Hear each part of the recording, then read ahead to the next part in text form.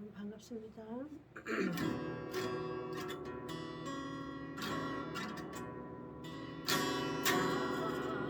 높은 보좌와 그에 앉으신 세주 얼굴 영광이 해같이 빛나네 해같이 빛나네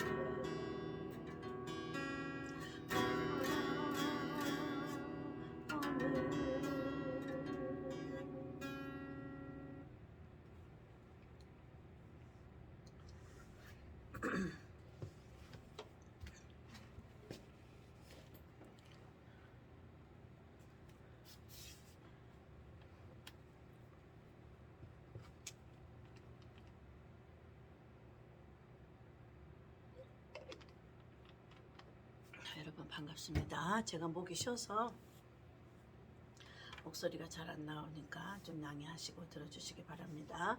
자, 오늘 제목은 오늘은 중요한 말씀하는 날이에요. 깨달으실 수 있는 분만 깨달으시기 바랍니다. 하나님이 열어주신 자는 깨달으실 줄 믿습니다. 말씀을 잘 모르는 사람은 이게 좀 어려운 말씀이에요. 그래도 부정하지 마시고 들어주시면 때가 되면 성령께서 여러분을 깨닫게 하실 줄 믿습니다. 자, 제목은 새 예루살렘 성이란 무엇을 말하는가예요. 이 말 새 예루살렘 어디 나와요? 계시록에 한 군데 나와요. 여기 보면은 새자가 붙었잖아요. 새.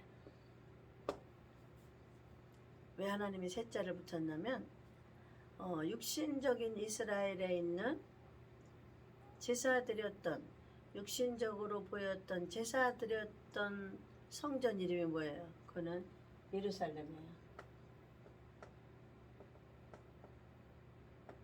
그 예루살렘 앞에는 새자가 안 붙었죠? 이거는 새자가 붙었다는 거면은 그거하고 연결됐다 그 말이에요. 그런데 새 것이다. 그 흔 것이 아니고 새 것이다 이 말이에요. 자, 율법은 헌 것이에요. 복음은 새 것이에요. 자, 이 말은 뭘 말하냐면 율법은 복음을 위해서 준비한 거고 복음을 깨닫기 위해서는 율법이라는 것을 배워야 되는 거예요. 그래서 두 가지가 꼭 같이 있어야 됩니다. 연결되는 거예요. 율법과 복음과 연결되는 거예요. 어린아이가 소꿉장난을 통해서 그 다음에 어른이 되는 거예요. 이해 가셔요? 소꿉장난을 하고 나서 그 다음에 어른 행세를 하는 거란 말이에요. 그래서 율법을 쉽게 말하면 소꿉장난이에요. 무엇을 가지고 복음을 나타내는 소꿉장난이에요. 소꿉장난은 아이가 커서 실제적으로 하는 것을 진짜처럼 놀이하는 게 소꿉장난이란 말이에요. 그 모형을 가지고. 그래서 복음의 모형이 율법이란 말이에요. 자, 그래서 그 율법적으로 제사 드리고 양을 잡고 비둘기를 잡고 소를 잡고 제사장이 성수까지 들어가서 대신 피를 가지고 제사를 드려주는 곳이 예루살렘이었단 말이에요. 그러면 거기에 새자를 붙인 이유는 그거하고 연결된 거예요. 자, 그거는 보이는 건물이었잖아요. 보이는 건물이었어요. 자, 계시록에 있는 말씀은 하나를 더해도 안 되고 하나를 빼도 안 됩니다. 그럼 문자적으로 해석해야 돼요.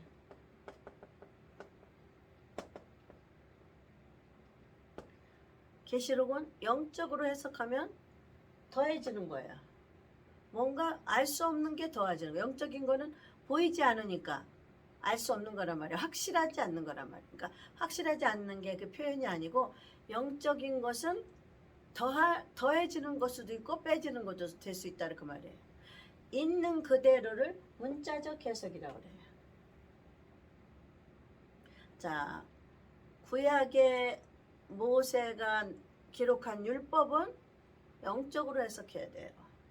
문자적으로 해석하면 본 뜻에 다다르지 못합니다. 그러나 계시록은 문자적인 거는 있는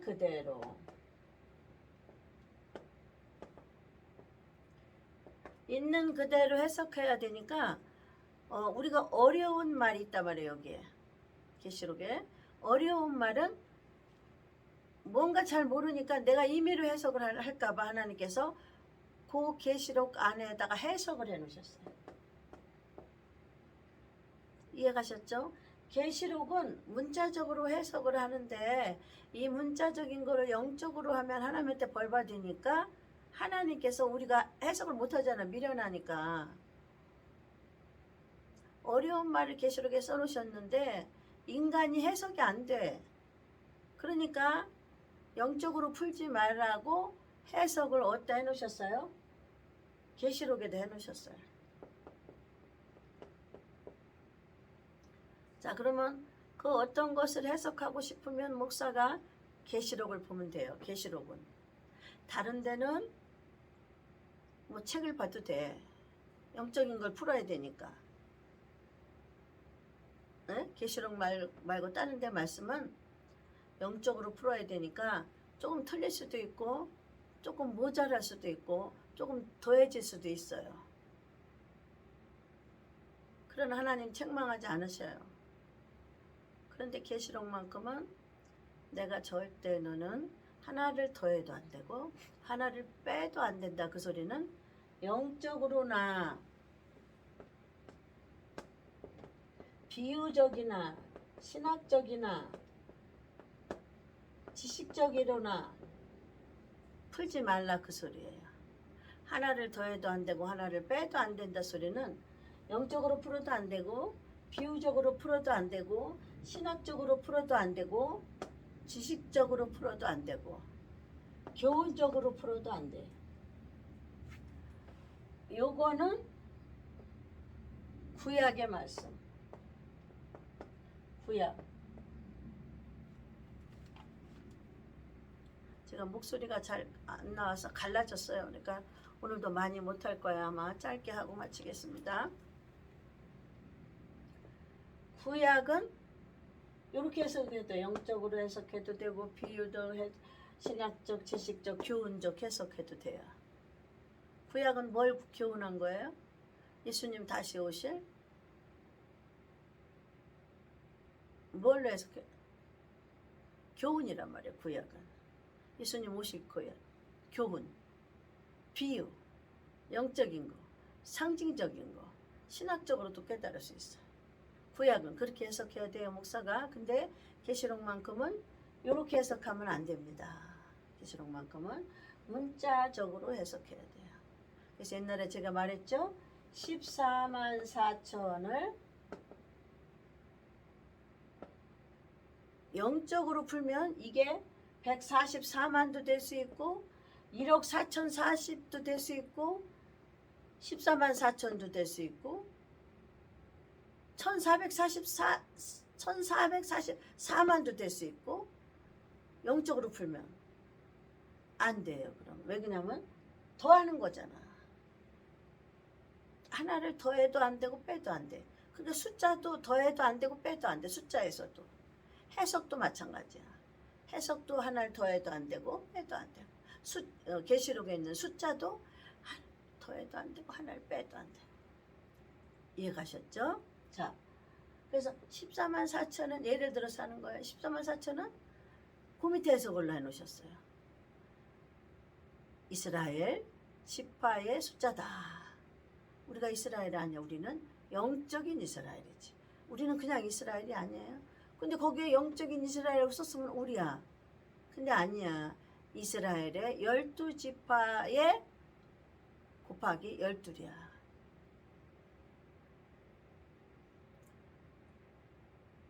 그랬더니 14만 4천이 나와요. 맞나? 12지파 그 밑에 해석이 나와요. 하여튼 그렇게는 알고 있어요. 14만 4천이라는 숫자 그대로 해석해야 되니까 그 해석을 제가 뭐라 했어요? 우리가 딴소리 할 것 같으니까 하나님이 계시록에 써놨단 말이에요. 14만 숫자는 이거는 육적인 이스라엘의 12지파의 숫자다. 한 지파에서 120명씩이지? 아니 다시 봐야겠다. 나도 잊어버렸네. 하도 오래됐으니까. 잠깐만요.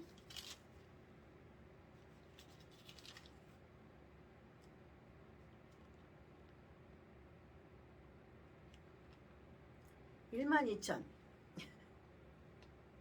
12지파가 이스라엘 12지파에서 한 지파에서 1, 2, 3, 4, 5, 6, 7, 8, 9, 10, 11, 12 그 12에서 한 지파에서 얼마야?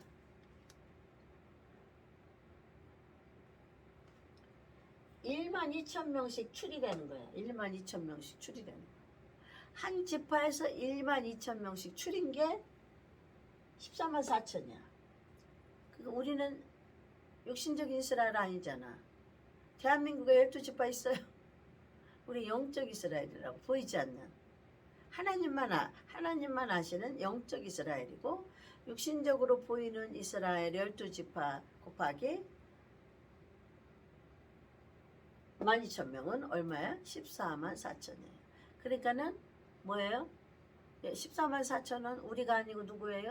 우린 이방인이라고 했죠? 우리가 아니고 누구예요? 유대인이에요. 실제적인 유대인에서 하나님 120 얼마씩? 12,000명씩. 이게 이루어지지가 않네 이제. 12,000명씩 뽑아서 뽑은 숫자가 곱하기 12지파니까 14만 4천. 이해 가셨죠? 우리 아닙니다. 거기에 현혹되면 안 돼요. 그렇게 가르치시는 목사님은 영적으로 해석하니까 그래. 여기 영적으로 해석하면 뭐라 그랬어요? 더하는 거라 그랬잖아요. 더하는 것도 되고 빼는 것도 돼. 있는 그대로야 숫자. 숫자나 해석이나. 자, 그럼 오늘은 뭐예요? 새 예루살렘 성이란 말.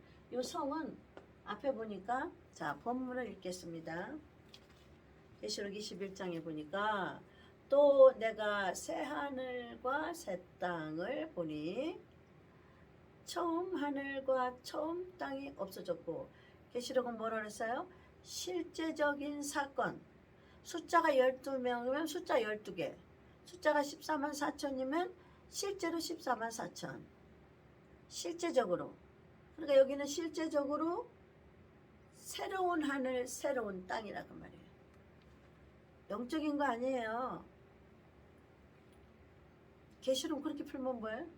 더하는 거고 빼기는 것이 돼. 하나를 더하거나 빼는 것이 되기 때문에 안 돼.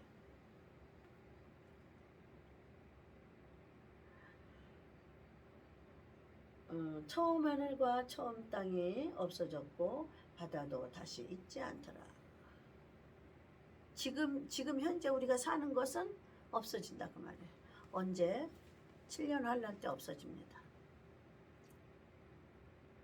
자, 이거 읽고 이게 뭔가를 얘기해 줄게요. 다른 얘기다 보면 오늘도 이 얘기 못할 것 같으니까 이 얘기를 짧게 하고 끝내겠습니다. 자, 또 내가 보면 거룩한 성.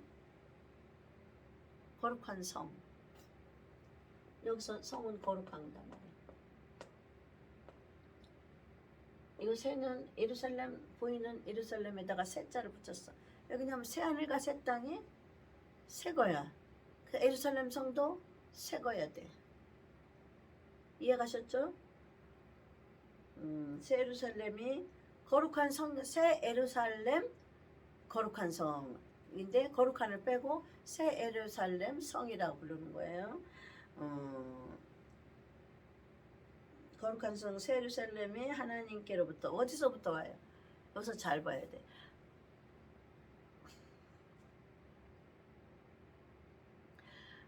자, 보세요. 육신적인 이스라엘들이 예배 드리는 장소, 제사를 드리는 장소는 성소, 지성소, 성소, 뜰 이렇게 나눠져 있잖아요. 그럼 하나님은 어디에 계세요? 여기 성소에 지성소에 계시단 말이에요. 지성소에 계시단 말이에요. 법궤가 있고 천사의 스랍들이 양쪽에 있고 거기에 하나님이 계셨어요. 그래서 그거를 법궤를 상징적으로 지금은 말씀이라고 그러죠. 자, 보세요. 그 하나님은 보이는 예루살렘 그 성의 지성소에 계시고 백성들이 죄를 가져오면 제사장들이 짐승의 피를 잡아 하나님의 성소에 들어가는 거예요. 성소에 들어가서 제물을 드리고 물두멍 있는 데서 여기 뜰 있는 데서 다 피고 뭐고 다 하고 그 다음에 불 살르고 피를 다 제단에 드리고 불 살르고 그런 거를 성소에서 한다고 말해요. 하나님은 어디 계세요?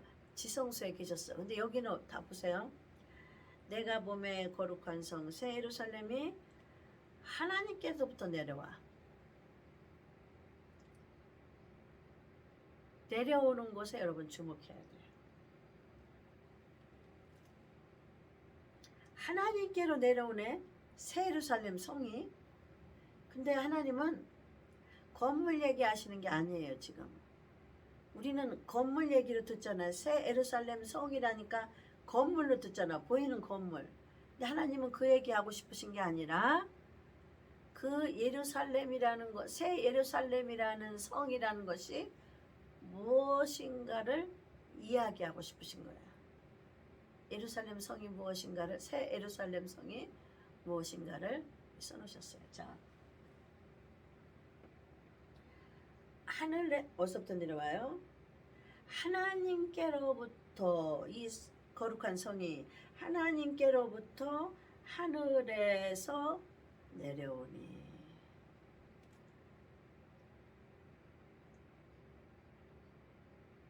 그래갖고 이게 보이는 건물이 내려오는 게 아니에요. 여러분 잘 아시죠? 여기 그냥 그대로 해석을 하는 거지만 우리 생각은 보이는 건물이 아니야. 하나님은 다른 얘기하고 싶은 거죠. 하나님께로부터 하늘에 보이는 건물이 내려오는 것처럼 우리 생각했죠? 자, 이때는 언제 얘기했냐면 심판 다 7년 환난 다 끝나고 하나님께로부터 거룩한 성이 내려오니.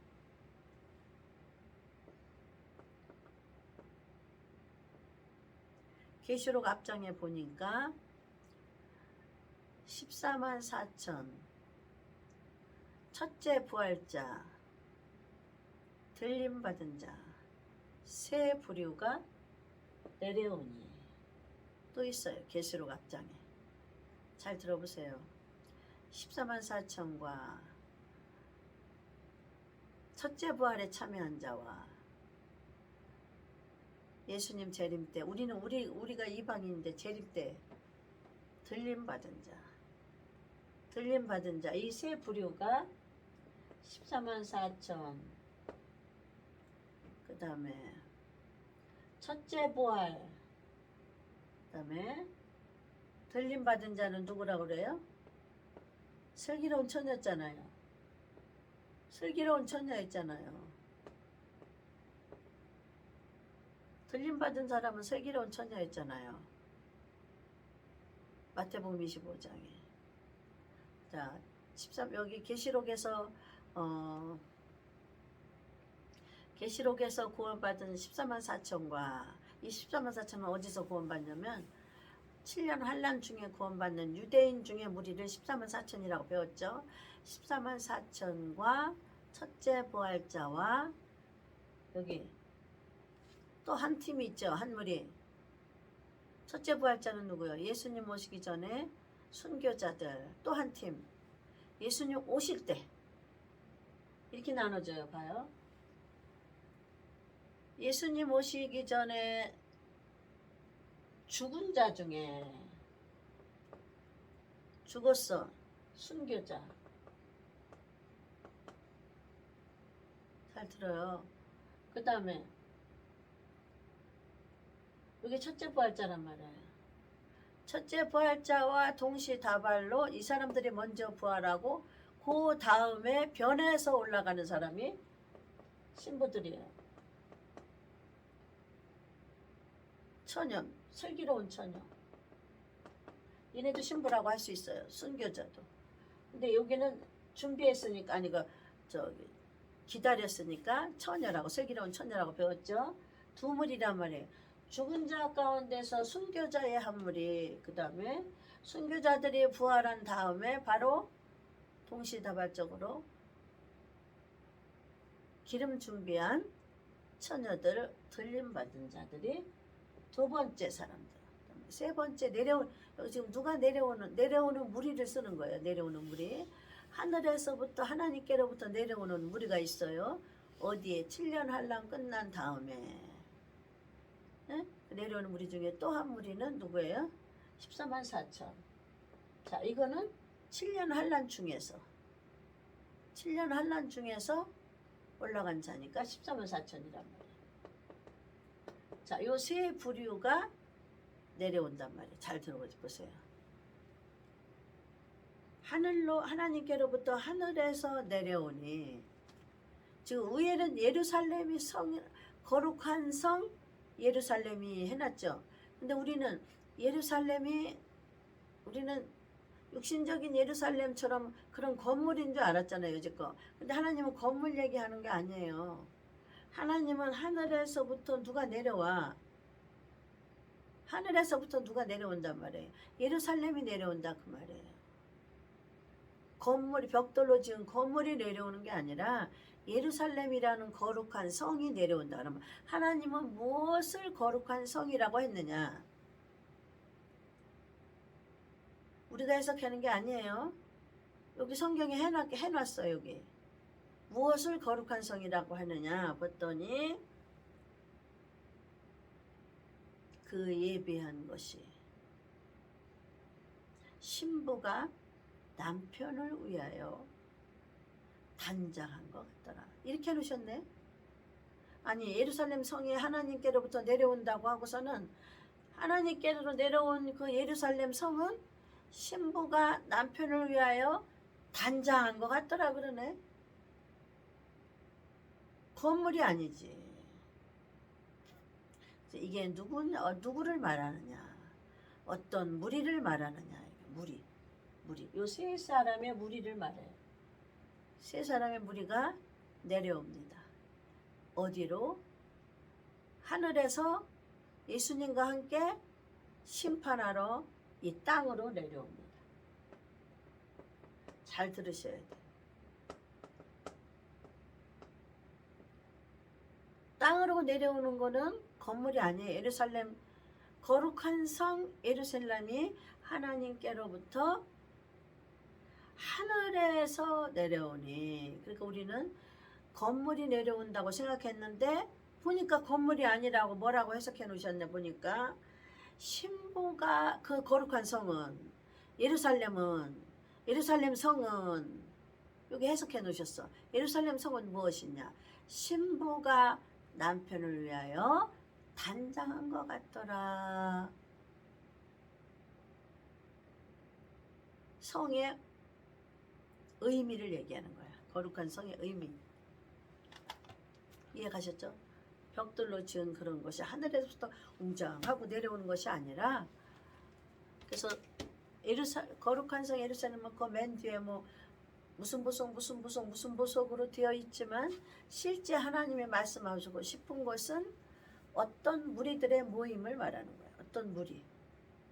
어떤 무리예요? 신부가 남편을 위하여 단장한 것 같더라. 결론이네. 신부가 남편을 위하여 단장한 게 뭐야? 자, 이 말씀은 깨달을 수 있는 사람만 깨달으시기 바랍니다. 더 이상 그거하고 똑같은 말씀은 어디에 있어? 연결하는 거예요, 지금. 그거를 해석하는 것이 아니라 이거하고 똑같은 말씀은 어디에 있냐면 마태복음 25장에 처녀가 신랑을 예비한 것 같더라. 그 말이에요. 처녀가 신랑을 맞으러 예비한다. 그 말이에요. 예비한 거 뭘로 예비했어요? 기름 준비함으로 예비했잖아. 그래서 그 처녀는 뭐를 했어요? 그 기름을 가지고 복음으로 심령에다가 하나님의 거룩한 신령한 집을 지었단 말이에요. 그래서 하나님은 어디 계셔요? 지성소, 우리 심령 안에 있어요. 이해가셨죠? 마태복음에는 처녀가 신랑을